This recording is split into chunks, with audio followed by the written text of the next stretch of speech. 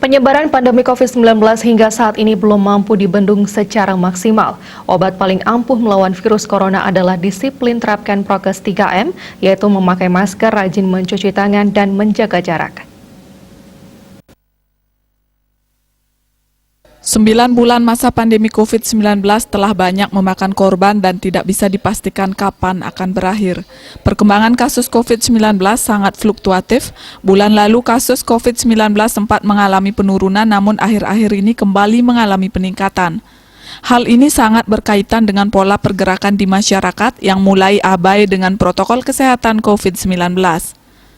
Kepala Badan Penanggulangan Bencana Daerah BPBD Provinsi Bali, Imade Renten mengatakan, saat ini tingkat kepatuhan dan ketaatan masyarakat terhadap protokol kesehatan sangat turun drastis.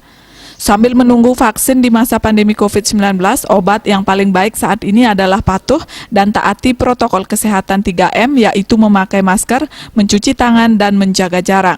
Penerapan protokol kesehatan, ingat pesan Ibu dengan 3M, yang paling efektif adalah pertama menggunakan masker, yang kedua mencuci tangan secara rutin dengan benar, yang ketiga adalah menjaga jarak.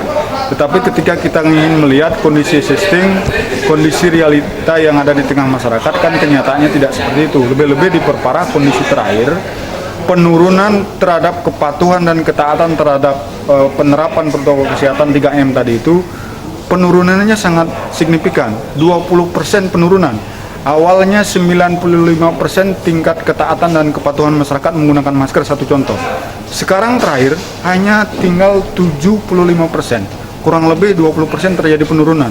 Oleh karena itu Satgas selalu mengimbau dan tidak pernah berhenti mengimbaunya untuk masyarakat di tengah kita masih menghadapi pandemi COVID-19. Kita memang sudah ada kepastian vaksin akan datang. Di tengah kita menunggu kepastian vaksin untuk disuntikan kepada tubuh kita sekarang, tubuh kita secara personal masing-masing, obat terbaik yang bisa kita lakukan adalah terapkan protokol kesehatan secara disiplin. Eka Yana, Bali TV.